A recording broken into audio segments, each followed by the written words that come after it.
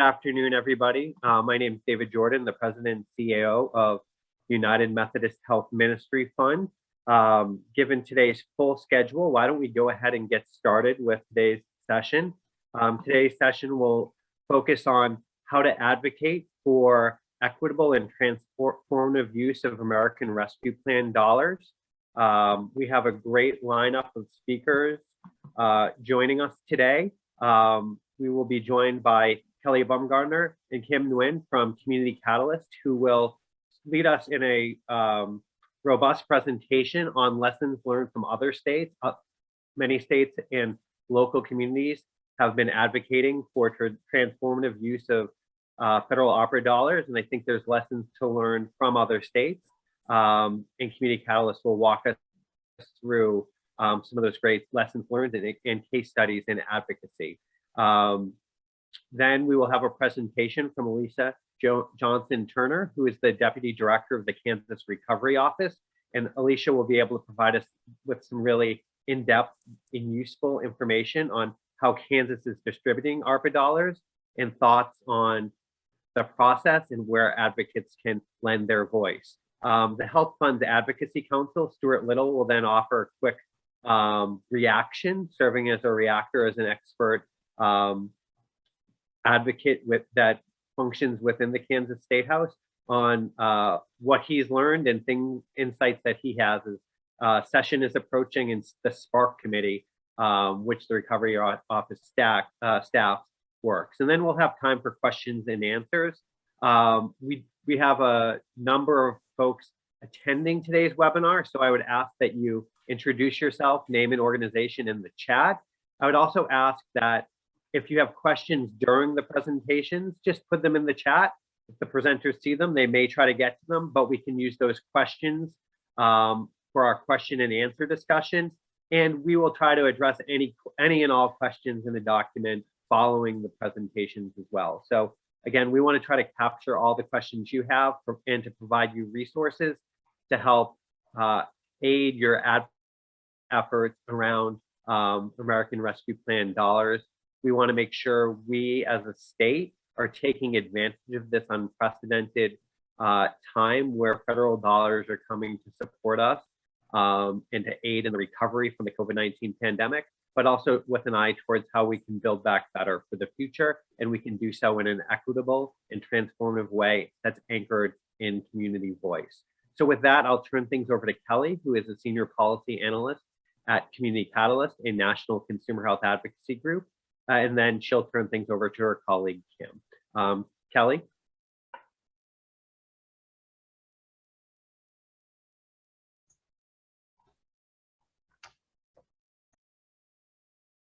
Thank you very much, David. Can everyone see my screen? See my slideshow presentation? Perfect, thank you.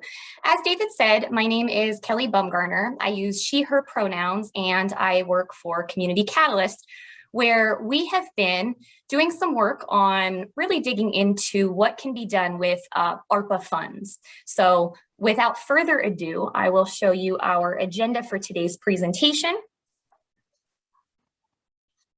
As soon as I can get my slide to advance.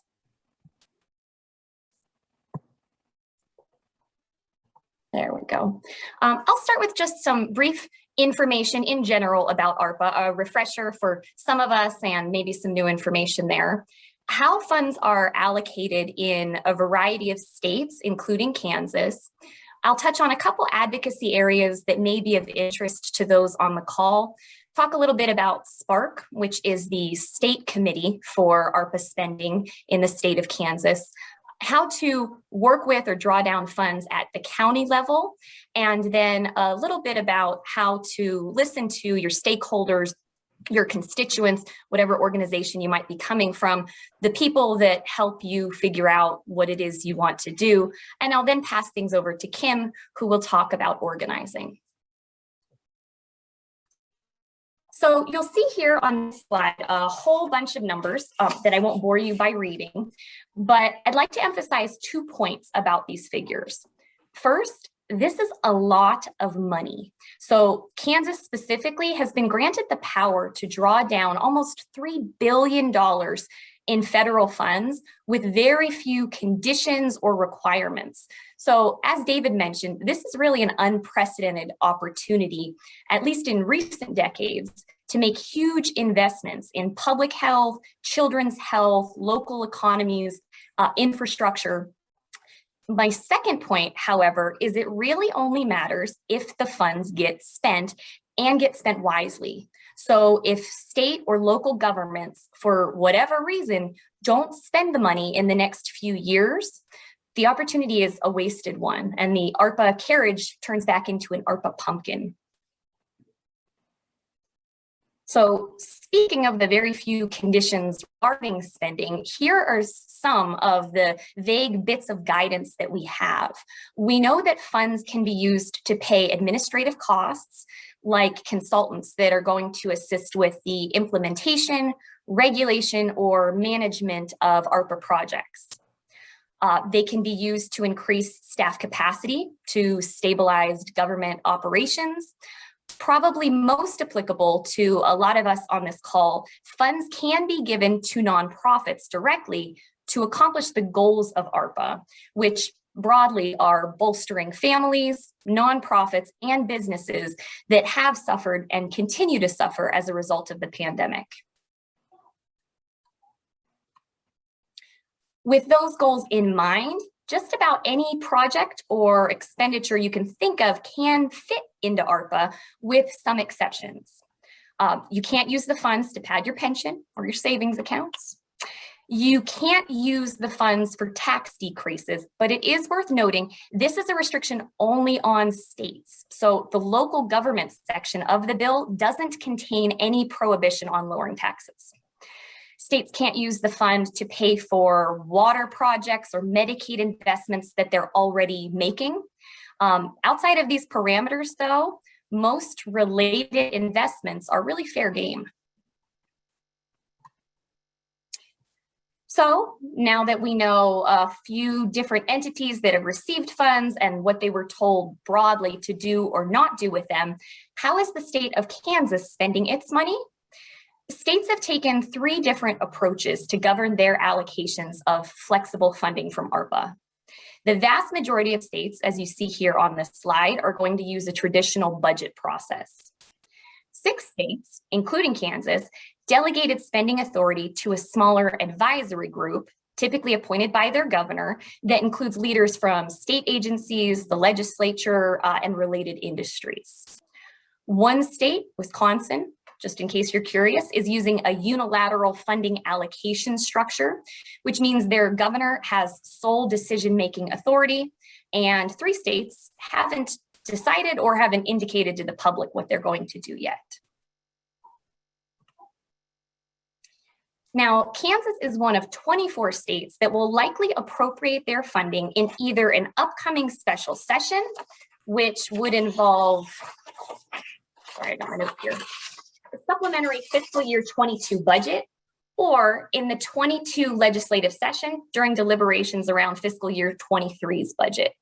This is great news for advocates and other stakeholders because it means there's still time. There's a good amount of time to organize and promote issues that are of importance to you, which Kim will address in the second portion of the presentation.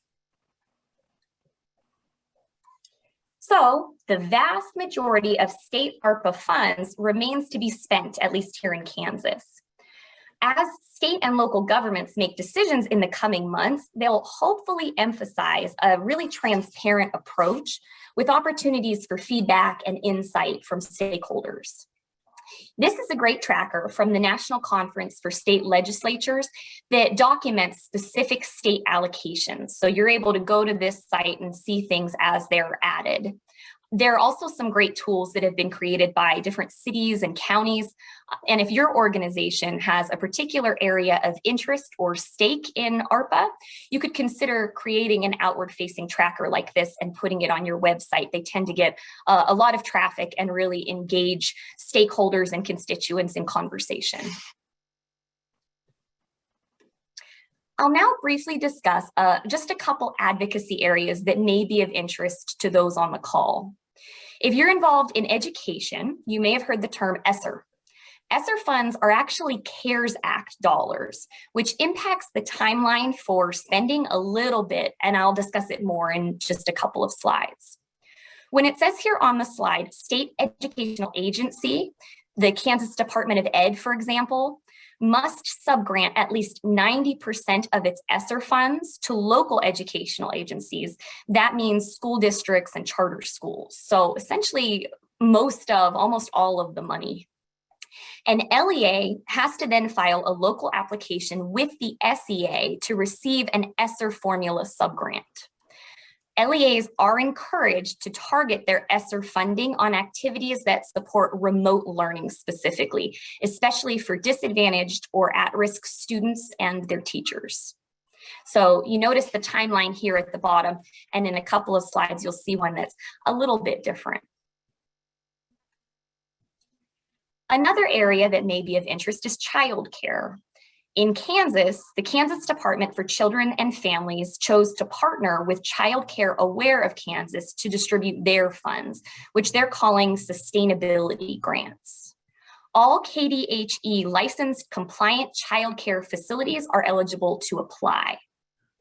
There's an important point here at the bottom of the slide, and that's that organizations that received round one funding are completely eligible and encouraged to apply and possibly receive funds in round two, which is up and running now. So if that's of importance to your organization, you'll want to head over to their website pretty quickly. As you can see, the deadline is coming up. This is the slide I referenced 2 slides ago. This graphic details some of the differences in timing for pandemic-related funding streams.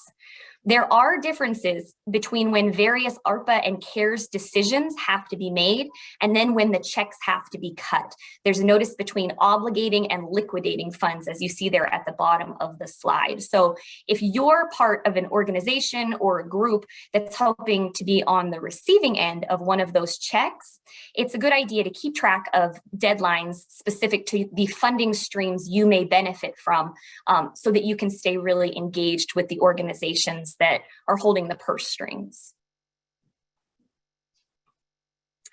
I'd now like to share some more information about that advisory group model that I mentioned the state of Kansas is using to allocate funds. A variety of SPARK committees are busy right now, meeting this month and next month, and the executive committee met several times at the beginning of September. If you're interested in seeing the recordings of those meetings, you can at covid.kansas.gov. At the September 8th meeting in particular, the executive committee established the four priority areas that you see here, with the goal of assembling advisory panels of 8 to 10 experts per specialty.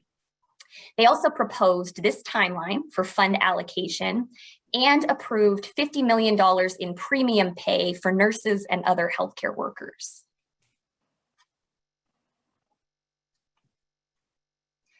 Now, if your interest is county funding rather than that state level, I unfortunately can't share as much or as robust information. We know that funds can be used retroactively back to January of 2020, and that they must be liquidated by the end of 2024. Detailed rules about how counties can spend their money can be found on the NACHO website. I know it looks like NACO, but we like NACHO, that you see there at the bottom of this slide. But if you're interested in more information about a particular county, how much money they received, how they are going to process their allocations, your best course of action is really going to be contacting representatives of that county directly, because there's a large amount of variance from county to county.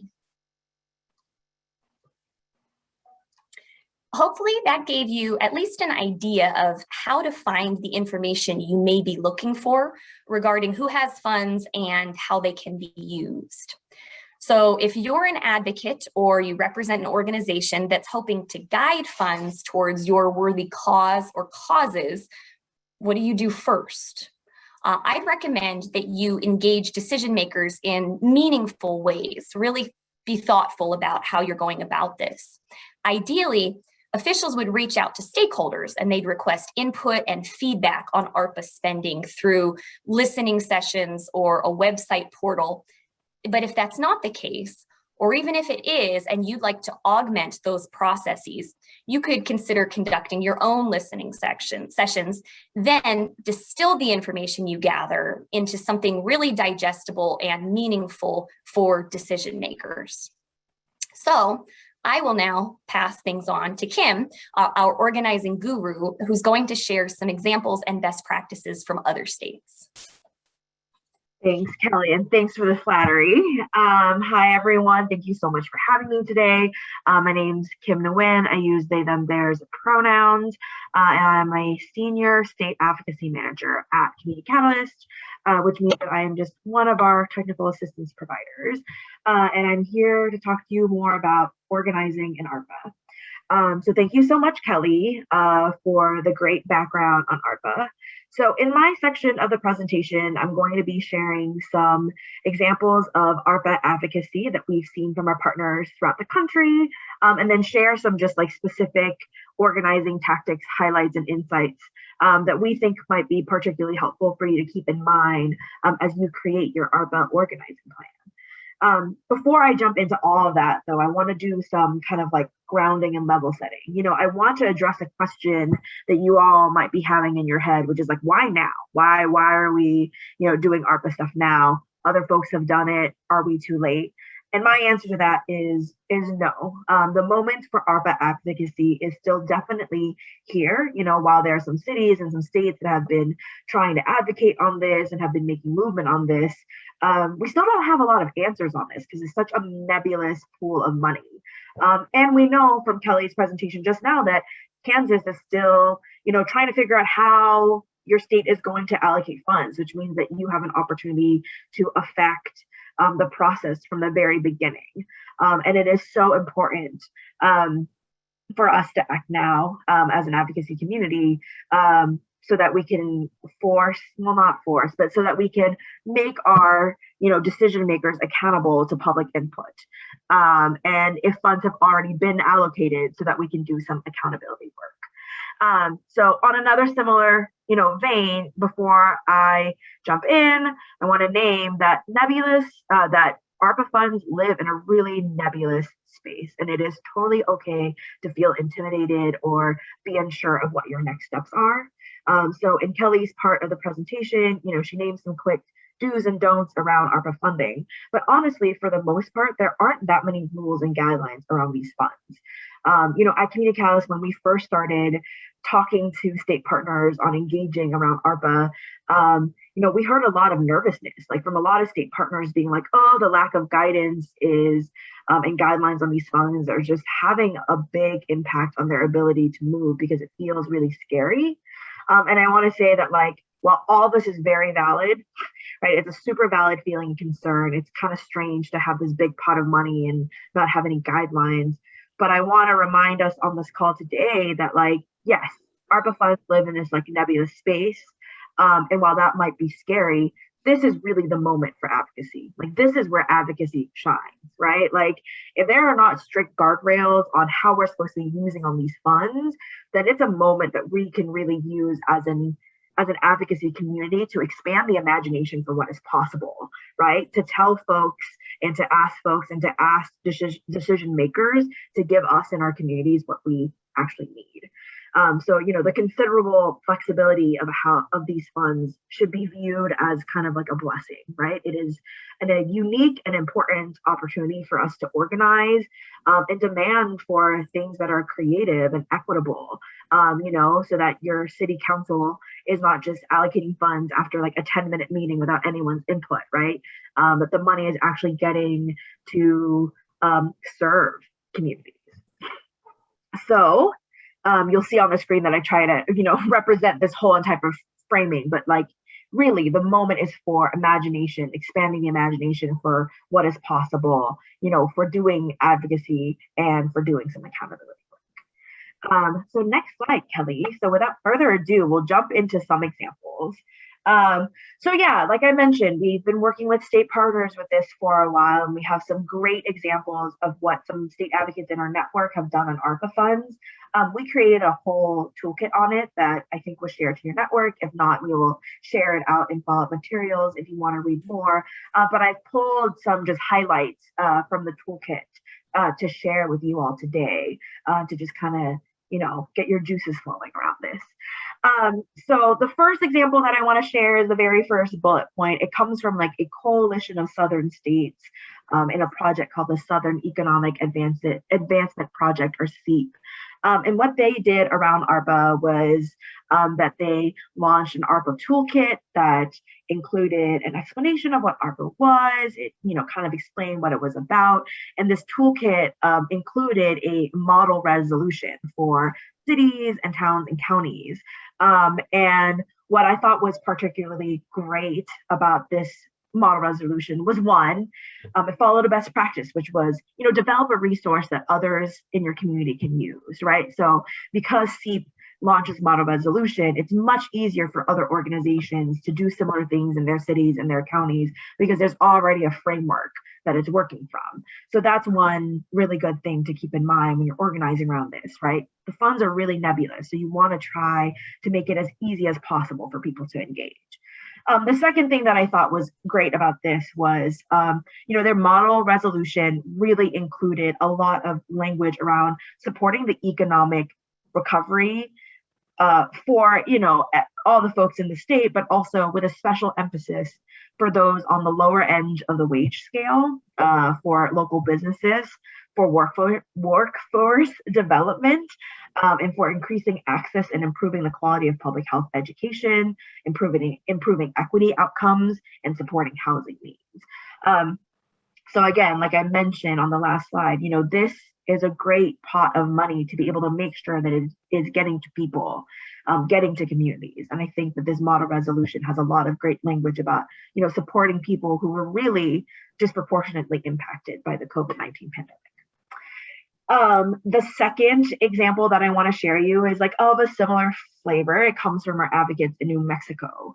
And they essentially advocated for a state administered economic relief fund for undocumented immigrant workers that were left out of the federal stimulus programs.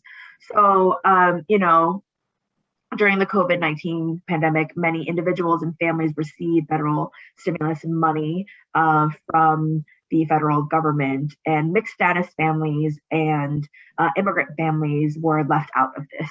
And so folks in New Mexico during their special legislative session got an emergency relief fund approved and are now asking for additional dollars through ARPA to be supplemented into that fund.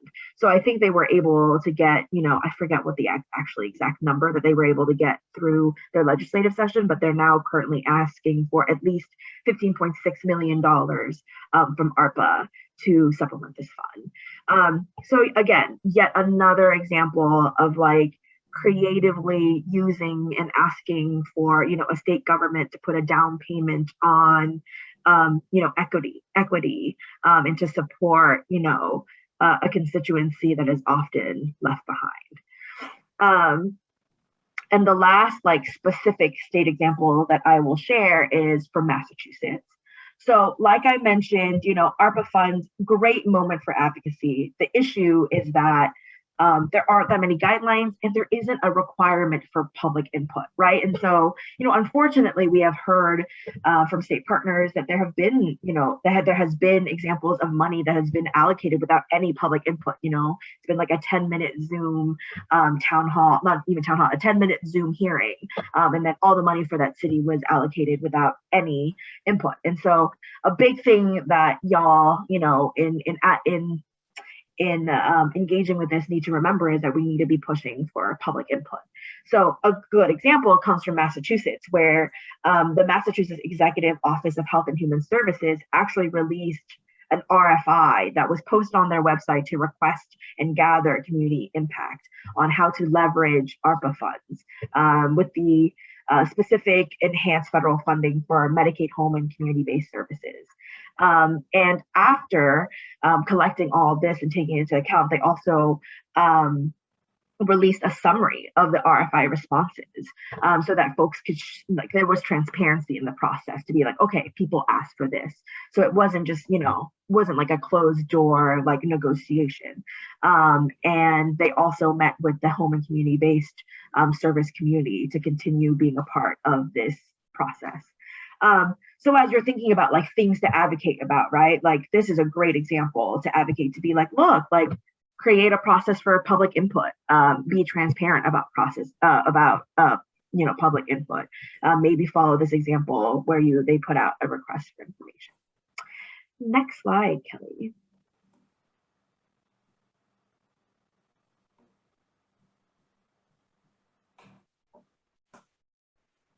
Great.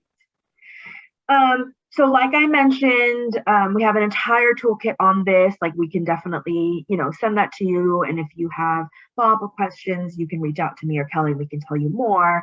But kind of breaking away from like specific state examples, I wanted to just kind of hone in on some organizing best practices that I think will be really helpful during your engagement with ARPA. So the first is to create different and diverse opportunities for people to engage. When it comes to organizing, people are busy, people have different levels of engagement. There's just so many varying, things that change the way that someone may want or have the capacity to engage with.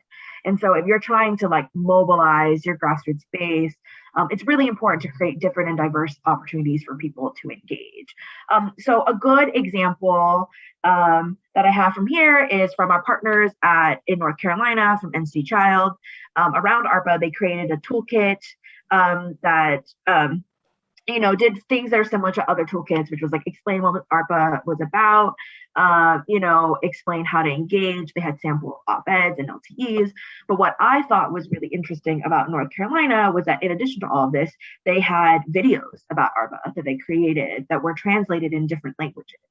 So not only did they have, a toolkit where people could read through, they also created a different form of media for people to engage, right? So like, some of us may like sitting and reading, and that's the way that we process things. Other of us might feel better like watching a video that kind of explains what ARPA is. And so I thought this was a really good example to share, just about like, being creative and creating a lot of opportunities for people to engage with the material. And in addition to that, they had it translated in a couple of different languages too, right? So like, beyond just creating a diverse opportunity for people to engage and like work with material, you also, created more accessibility, because it's not just only in English. So there's other folks that speak different languages that can also engage. The second best practice, very similar to the first, which is just like being a resource, right? And like information sharing. Like I mentioned several times, like ARPA funds are difficult. Like, as someone who's been working with them for a bit, I still get pretty confused because there's just so many intricacies, and like, it's kind of up to interpretation. And so as best as you can, be a resource, right? Like, all these organizations that are developing toolkits, I think that's great. It helps break it down, so that if folks in your coalition want to engage and they don't have like the capacity to learn all about it, there's like a one-stop shop, right? To be like, this is how ARPA is playing out in Kansas as we know it. Here's the groundwork. Here it is for you. And the example that I have on the slide is from our partners in Indiana, Hoosier Action. And I thought that this example was particularly great because not only did they create a toolkit, but they also created an entire kind of like fact sheet / like spreadsheet that highlighted how much money was going into each county in Indiana. So one of the organizers on staff took the time to do the research to be like, okay, this county gets this many millions, this county gets this many hundred thousands. And so, I thought that was a really great way of doing some of this legwork, so that when you're sending your grassroots base, or you're sending your leaders, or you're talking to city councilors, you have this information already. Okay, this county is going to get $1 million. This is how we want it to be broken down. Or like, I just think that kind of legwork goes a really long way when you have this kind of, unprecedented amount of money that's going. The third point I have on the slide is to work in coalition. You know, all of these organizing best practices are best practices in general, but I think for ARPA, you know, this last point is really salient because, like I said, it's an unprecedented amount of money, and it can be used for so many things. And so that also means, though, that like many groups are going to be wanting to make asks around it, right? And, you know, especially if you are advocating to a decision maker, to a legislator, to a city councilor, you know, any of those folks, I think the more that you try to work in coalition and have similar asks or have asks that are, you know, put on the same document, it shows power, it shows collaboration, and, you know, it also helps you build and expand your network. And so I think a good example that I have is from my California partners. So originally they were kind of going through the same thing where, you know, everyone wanted to do stuff around equity. You know, our partners obviously wanted to do more things around health equity. There were people that cared more about like criminal justice and, you know, other people that cared more about like climate change. But, you know, our California partners took a step back and were like, you know what we care about at the end of the day here is racial justice. You know, what are ways that we as a coalition can, you know, either adapt our asks or come together so that we can send the administration, you know, one big document that includes all of our asks, so that we are showing a united front about this. And so they got folks together, and they have a pretty incredible document. It's linked. That really asks the California administration to put a down payment on the investment for BIPOC communities. And the very last point, not on this slide, but a point that I want to make in general, that is a best practice, is that you should know your audience, right? Be clear and specific in who you're trying to target, who you're trying to mobilize, who you're trying to engage.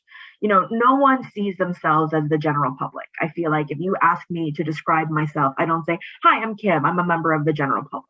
Or, you know, so, and I feel like other people feel that way too. So you really need to make sure that your campaign isn't just trying to address the general public. And so for most of you, when you're thinking about who to target, who you're trying to move, you know, it sounds like it's going to be state legislators. It also sounds like the Spark committee members might be good folks that might be, you know, your targets to try to move on this. And then obviously like your grassroots base, your constituency, those are the people that you're trying to engage and mobilize. Next slide, please, Kelly. All righty.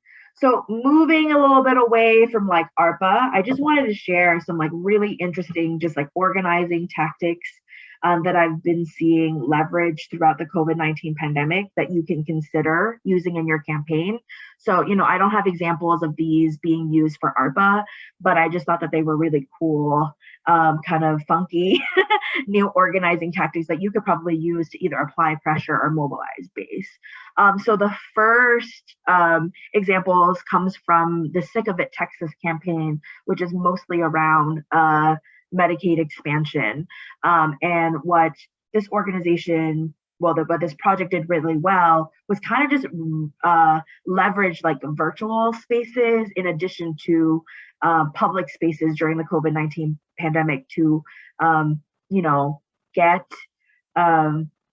decision makers' attention. And so what they did was they did public projections. They did Medicaid visual events outside of a couple of different cities.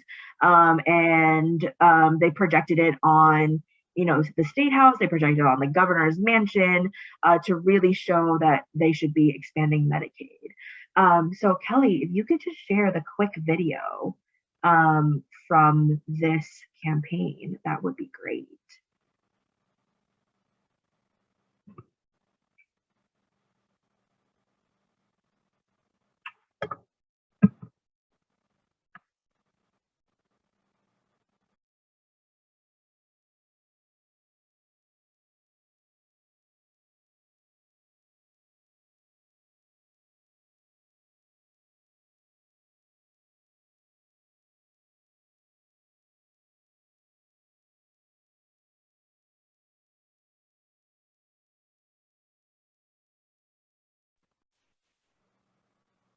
Kelly, I think you have to share your sound.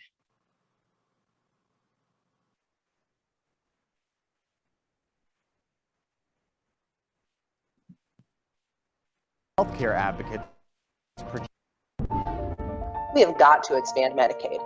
Expand Medicaid, save lives. That's the message that'll be projected on the governor's mansion Thursday night. Right now, the governor's mansion in downtown Austin looking a little bit different tonight. Thursday night, healthcare advocates projected a video mural outside the governor's mansion to push for Medicaid expansion in Texas. There are now roughly 2 million Texans in the coverage gap. That's 2 million Texan lives that could extinguish at any moment, and nearly 7 million more across the South. This is unacceptable. We're sick of it. Estas veladoras digitales reflejadas en el edificio de la alcaldía de San Antonio significan las víctimas que han muerto por la negativa del gobernador Gregavo de aceptar Our state leaders can fix this. That's why we're demanding they expand Medicaid. In Texas, 74% of people who are uninsured but could get health care under Medicaid expansion are people of color. Tonight, with the rate of infection increasing in cities across America, there are alarming new statistics showing the pandemic is taking an especially heavy toll on minority communities. For as long as Medicaid has been around, Texas state policy has reinforced structural racism in our health system by making it hard for poor people of color to enroll. Our state has one of the lowest income limits for Medicaid in the nation. It's one of the few places where adults without children can't get Medicaid. In other words, we're abandoning low-wage workers who've helped our communities stay strong during this pandemic. We're abandoning the Black and Hispanic Texans who are more likely to work essential jobs and more likely to contract COVID-19. The people caring for our children, keeping our grocery store stocked, or providing health care to our loved ones in nursing homes. Medicaid expansion is the first step our leaders can take to begin tackling racism in our health system. 38 states have already expanded Medicaid. In those states, fewer mothers die, health outcomes are better across the board, and poor people, especially people of color, have better access to preventative care. Texas can do the same, and expanding Medicaid isn't just the right thing to do, it's the smart thing to do. It would bring in billions in federal funding, boost our state economy, and help us care for the Black and Hispanic residents who have always been the backbone of our communities. Today, we're honoring Texans who have suffered without health insurance the best way we know how, by asking our leaders to take action and build a future where we no longer have to hold vigils like these. Thank you so much, Kelly. So yeah, I wanted to share that example with you because I wanted you to see the public projections. They were very beautiful, but I also wanted to show like how creative, the video was, how powerful and impactful it was. And the video also showed snippets from their kind of social media campaign. So beyond using a really interesting, tactic, which is like projecting things, something that is very, COVID era safe. Sick of It Texas also did a really good job at leveraging social media, creating a virtual rally, and creating this video, creating a lot of different ways for people to engage, especially since Texas is a really big state, and you can't always have people in person. It's something that you can consider in trying to like spread your message and like spread your branding and stuff like that. Next slide, please, Kelly. Another interesting organizing tactic that I've been seeing used a lot and have been hearing about is culture jamming and brand jamming. With all of these tactics that I'm presenting today, please make sure that you like consult your legal team or just really make sure that like, everything is a-okay before you do it. But something that has been really interesting that have been used in protests and in some of our advocacy campaigns is culture jamming and brand jamming, which involves taking existing imagery or branding or relevant cultural movements and kind of jamming or flipping them in order to elevate your own messaging. So as you see here, there's this like the one on the bottom right is like a flip on the Coke advertisement, and it talks about enjoying capitalism. The bottom two left pictures come from Handmaid's Tale, which is a book, and also like a big TV show. And people have been using, the popularity of that series to make a point about, reproductive justice and abortion rights. So, it's something that's interesting. I think it's something that you can consider. I've had some groups that have been thinking about maybe using like the branding that a decision maker that is using for re-election, and kind of flipping that, and using that a way to like use their own messaging and flip it. So that's an interesting organizing tactic that you can use, that definitely can be leveraged on social media, or during like a protest or a vigil or something like that. Next slide, please, Kelly.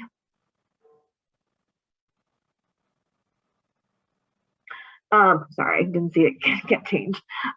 So yeah, the next one is consider creating a virtual gathering space. I know that we are still very much in the midst of a pandemic, and while some things have returned to in-person, I know there's still some hesitancy out there. And so something that you can do is to lean into your digital organizing toolbox and create a virtual gathering space. Facebook, Slack, Signal, WhatsApp are just a few examples of social media and messaging platforms that can be leveraged to build community, right? Like they're not just places to put out your events, but you can actually like curate and build a community. I've seen Facebook groups be used and leveraged by campaigns really well to move people up the leadership, the leadership ramp, to get people to, share stories, to get people to plug into events. You can use it for recruiting. You can use it for announcements. So, other ways to get people to connect. I know for a while Zoom was like the thing, but people have Zoom fatigue. And so maybe instead of wanting to come together on a Zoom to like talk about something, people will prefer to just have like a Slack group that is, through the campaign to like talk about. And then, organizers can use that to leverage people, and recruit people. And last and finally not least, next slide, please, Kelly. The bread and butter, which is LTEs and OpEds. I'm sure you all know this. I'm sure you've all used it. But again, like I said, there is no clear guidelines on requiring community input and community voice and public input on this. And so the more that we're able to get community voices on there, the more that we're able to, get our asks out there, the better. And LTEs and OpEds are just one of, I wouldn't say easiest, but they're just like one of the bread and butters of organizing when it comes to getting community voice out there, getting your opinion out there. And we have plenty of sample OpEds and sample LTEs to share, if that is something that could be helpful for you all. So that is the end of my section. I just want to quickly say, you can see that there's a wide variety of things that folks are asking for. So really use this as an opportunity to be creative. And if you have any questions on, specific state examples, if there's anything that you're like, wow, I would like to learn more, please, don't hesitate to reach out. And yeah, if you want to talk more just about like interesting organizing tactics, I'm also available. So yeah, with that, I'll hand it back to David. Excellent. Thank you, Kim, and thank you, Kelly. Before I turn things over to Alicia, I just asked that folks if they have questions, put questions in the chat and we'll try to get to them. And I think Kim's presentation was a good highlight of how there's a variety of different ways that different groups within the state may take different actions. Obviously, not every action is for every group and not every tactic is for every group. But I think there's a wide variety of things that folks can do to draw attention to causes they care about. And I think the most important piece, as always, is understanding the audience and the environment in which we work. And I think Alicia will do a good job helping us understand not just the Spark process and the work of the Recovery Office, but just the process for those dollars being spent. So I'll turn things over to Alicia now. And again, please use the chat for questions and answers. All right, thank you, David. Let me get things going here.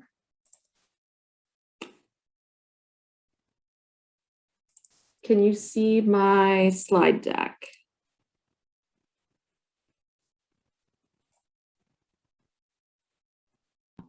Yes. Okay. Okay.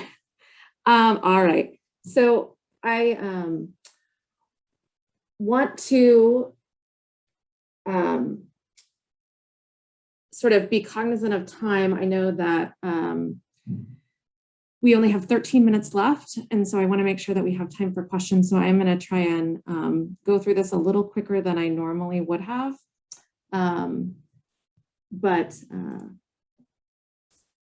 With that, I'll just sort of jump right in, and by all means, the slides will be available afterwards. Feel free to use those or reach out if there are any direct questions. So as David said, I'm Alicia Johnson-Turner. I serve as Deputy Executive Director at the Office of Recovery. And so wanted to sort of give a little bit more background than just ARPA. So this shows all of the major federal relief bills that have come in to Kansas so far. And so you can kind of get an idea that this goes back all the way to March of 2020. So far, it's been about $28.2 billion that has come into the state, not just to the state itself as an entity, but also to individuals through those stimulus payments, to businesses through PPP loans, provider relief funds for healthcare institutions, that sort of thing. And then this is just sort of another way of looking at that $28.2 billion. So the money that everybody likes to talk about are these state and local discretionary dollars. So these are the dollars that flow through the Spark Committee.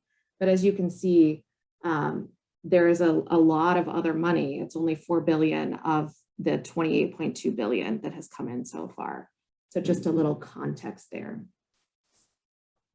And as you can see here from CARES Act, these boxes are relatively proportional. The bigger piece, was the Paycheck Protection Program, whereas the Coronavirus Relief Fund, which is the discretionary dollars, was only $1.034 billion that came in last year.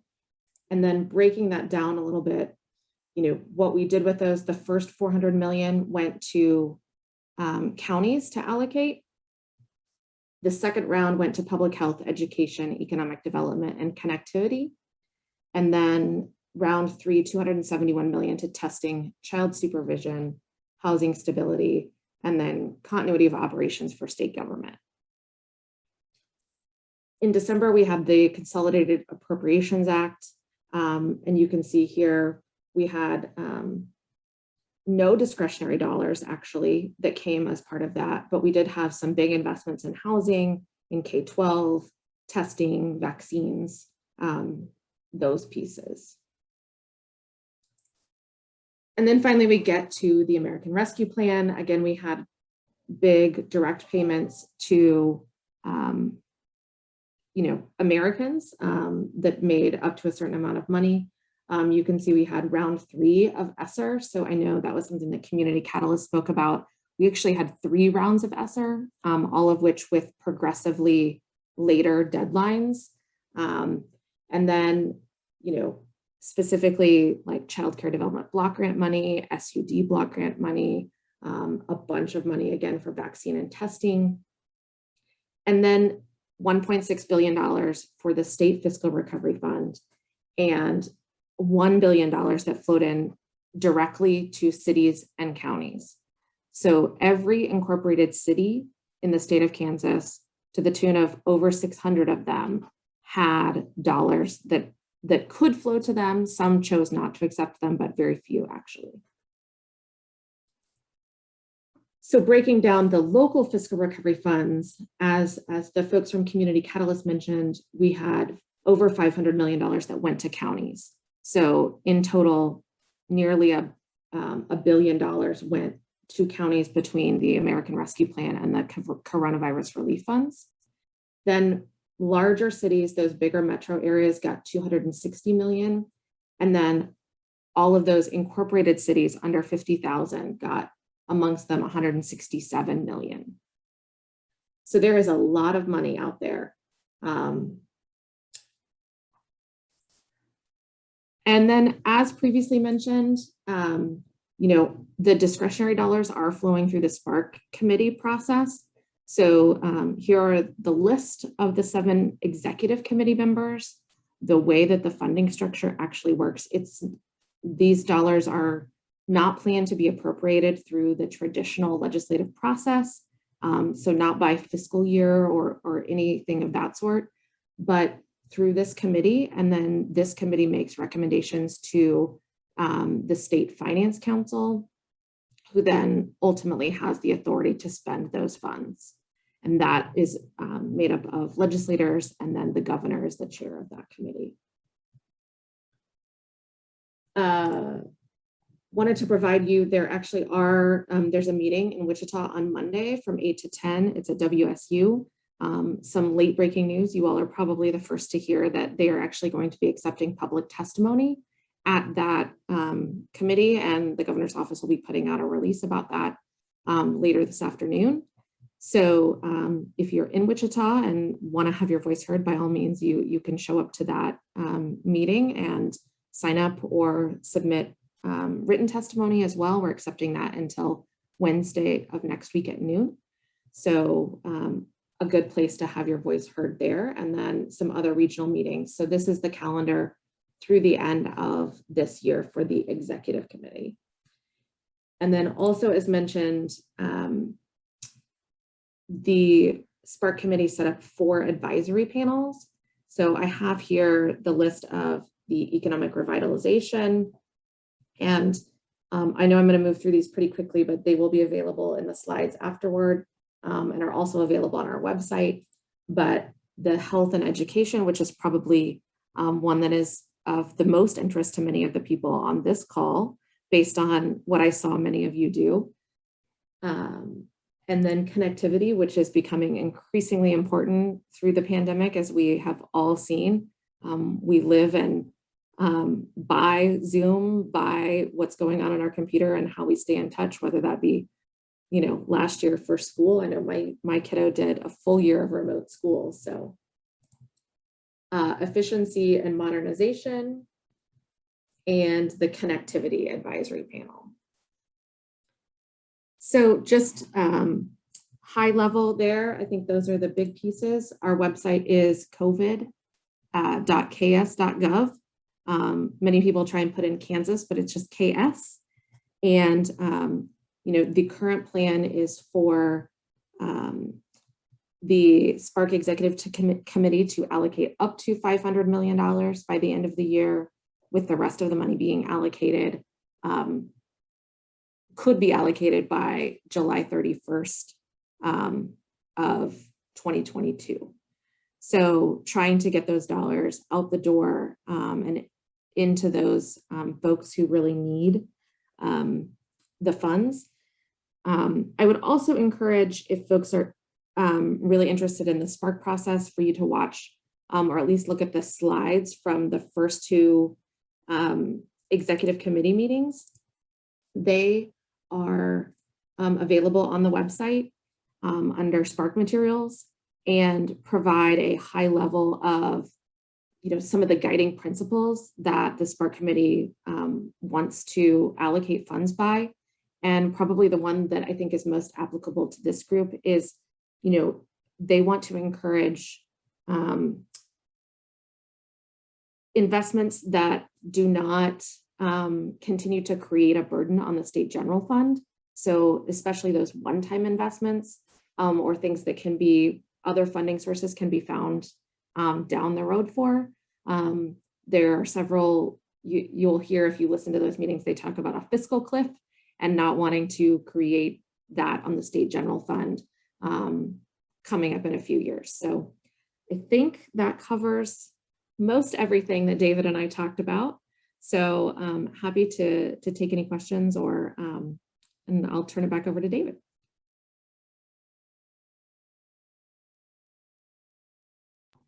Thank you so much, Alicia. I really appreciate it. And I think it was really helpful, particularly just the overview of how the dollars will be allocated, the process, and then the upcoming opportunities for public comment. So I think that's really helpful.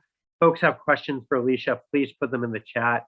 I know we're running up against time, so I wanted to quickly ask Stuart Little, of Little Government Relations, the Health Fund's Advocacy Council, to just share any thoughts that he had in reflecting on this. I know he has about 2 minutes. Thanks, David. And I'm happy to chat if I don't have a chance to answer your questions. You can just go to our website and send me an email. Just Google it, Little Government Relations. The description of the nature of how all the dollars have gotten here and what the plan when we began has all been great. I think from my perspective, doing government relations advocacy work here on the ground in Topeka, when someone describes the benefits of this program being with no guidelines and no requirements for public input, that's a lot of opportunity, but that also opens the door for a lot of powerful interest groups to invade the process and run it. And so what we've essentially have here, and I'll just be as brief as possible, the restructuring of the leadership of the SPARC committee the leadership of the distribution of these funds has shifted from the control of the administration to the legislative and public members on that committee, and they structured the working groups to reflect their interests. And so the distribution of the dollars that's going to be handled through the state is in some ways probably very different from some other states. It's going to be much more complex and confusing, and it will eventually get tangled up into the appropriations process in the 2022 legislature, just because we've got conflicts in terms of what to do with the dollars. So in terms of looking for some resources, I think your local government organizations or your local governments and state agencies, I think as the description was, that there's been $1 billion distributed out to local governments. And for example, Big County, Johnson, 112 million, Sedgwick County, 100 million, but even Little Reno County's got 12 million, Saline County's got 10 million. So there's a lot of money that went out to county governments. Those are places that I would turn to for your local interests to have some access. State agencies also got 2.3 billion. That's a big pot of money that state agencies have some time to spend on and are still able to manage. From going down the road, I think the best thing, and the Community Catalyst did the usual good work of talking about making sure that you're partnering up. You need to have partners, you need to have allies that you're working with to do this, because as I've said, since it's kind of the Wild West, the big and influential people have capacity beyond many of us. And so working together is important.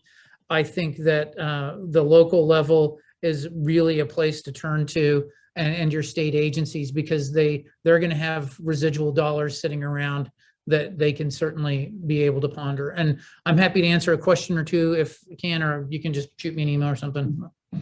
Great. Anyone have any questions, put in the chat. Otherwise, we thank you all for attending. I haven't seen any questions in the chat. There's email addresses for Kelly, Kim, Alicia, and myself. And if you have questions for Stuart, you can send them my way or look on the website.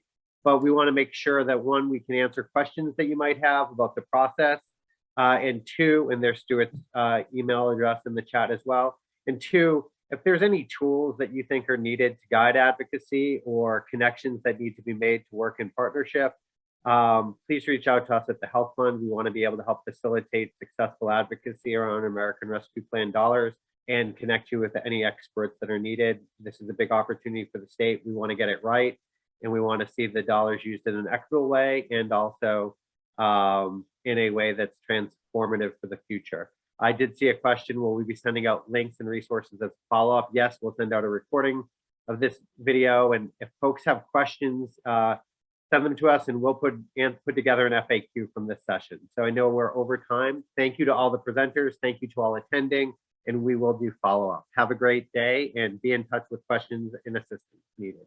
Thanks, everybody.